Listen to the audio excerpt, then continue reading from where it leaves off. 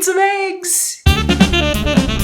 Yeah. Hello my gorgeous, beautiful, wonderful queen bees. It is your girl Amanda, the Buzzed Artist. Welcome back to my channel. So you're probably wondering, where the heck are we? I have now moved my art studio to the top floor of our condo because, well, I was just kind of done painting in a dark basement that only had one little light bulb that didn't work very well. I just ended up taking everything that I had and just moving it upstairs. And check this out. It is so cute. My drafting table, camera, tripod, and my softbox light. Once I have done my filming, I just turn over to my computer, do all of my editing, and I will admit, putting this all together was probably one of the best things that I have done in a very long time. I had so much fun just opening up boxes, taking out all the parts, trying to figure out the manual, put it all together, and just see it in all of its beauty.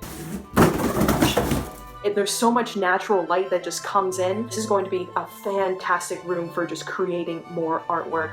Ooh, I decided to sit down. Easter's coming up, which I tend to think is unappreciated holiday. No one really cares about the Easter Bunny as much as they do like Santa Claus or Halloween or whatever. And I figured I haven't done any paper mache crafts in a while, so I'm thinking we could make paper mache eggs, paint them in a pop art style. Fun, adorable, and a great way to just use up all the newspaper that I have lying around my house. With that being said, let's go ahead, get our supplies, and make paper mache eggs. First things first, we're going to try blowing up these balloons into some egg-like shape. So we gotta try our best to make some egg breaths. Here we go.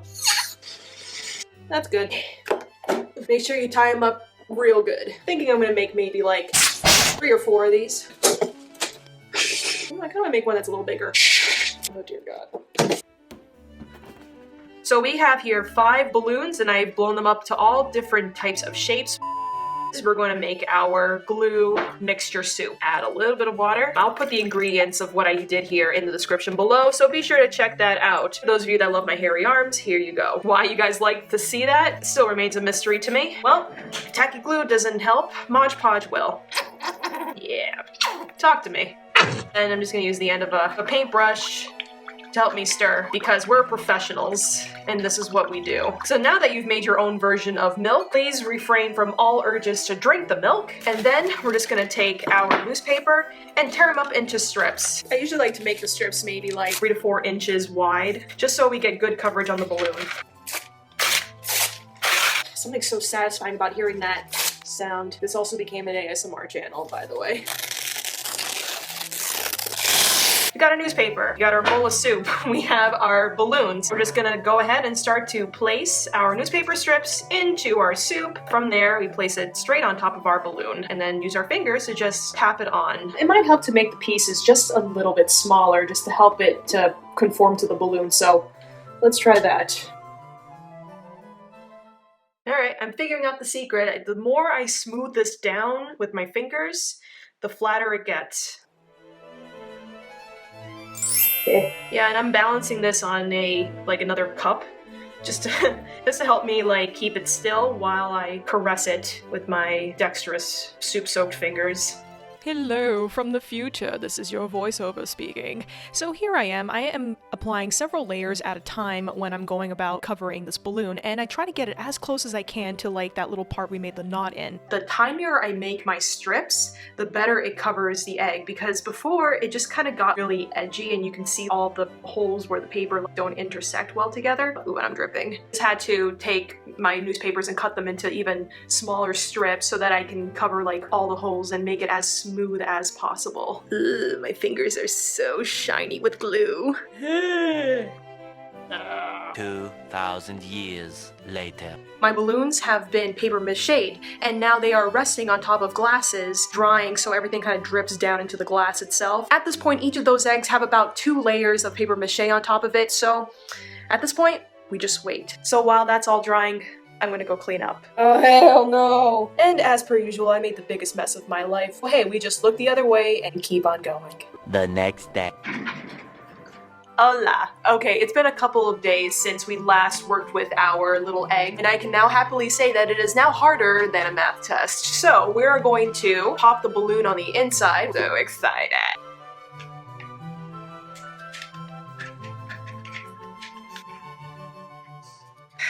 What if I cut the little snippet off? Nice, look at that. There we go. It's a kind of satisfying sound. And here you go. Come on. Now we have here a little nice empty egg.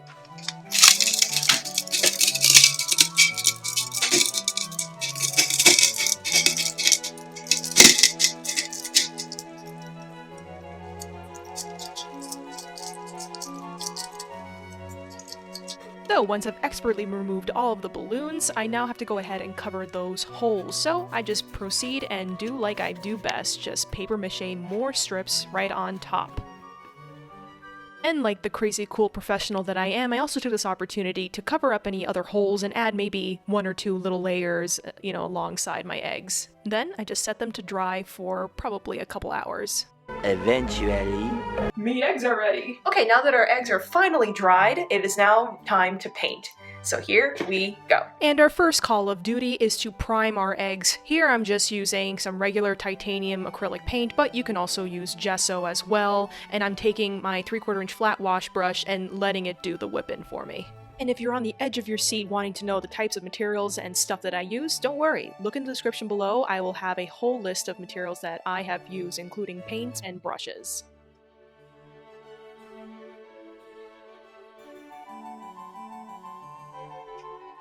These look like dinosaur eggs. This is not exactly what I was planning for, but don't get up too close to it. It looks good. So I'm gonna go ahead and start doing some sketches on top of our egg and then start painting them in. So let's find out what happens. And here's kind of like my thought process on what it is I'm going to paint on these. I just had Alice in Wonderland on the brain, like, for the past couple weeks, so I'm thinking, because it is Easter, because we're dealing with eggs, I do want to put in some sort of like rabbit.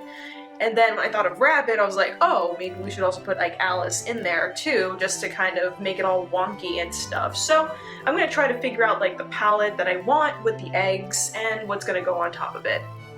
A few moments later. I have severely underestimated what it's like to draw on a curved surface because, wow, this is not what I was expecting at all. This is kind of becoming a big challenge, like the hair is becoming a huge challenge because of all the curvatures in the egg itself. I'm gonna have to do some readjusting, some fixing, and just a lot of praying. Just a lot of praying that it works out in my favor.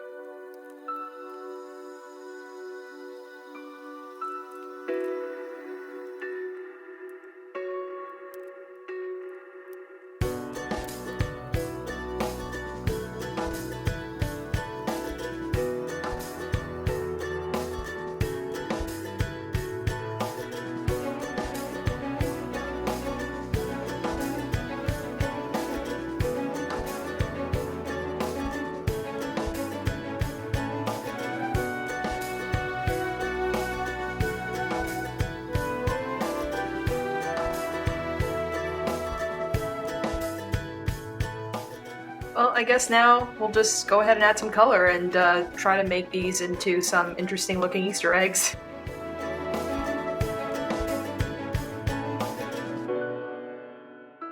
Voiceover here popping in one more time. If you guys are interested in the art that I'm making here on these eggs, I actually have a free course called Turn Any Image into Pop Art, and this is really the style that I like to use for pretty much all of my painting. So if you're interested in figuring out what that's all about and taking my free course, look no further than the description. There is a link there. Sign up, enroll, and start learning away with me. It's always a fun opportunity to learn more pop art techniques and whatnot, so I decided I wanted to share that with you all. All right, back to the show.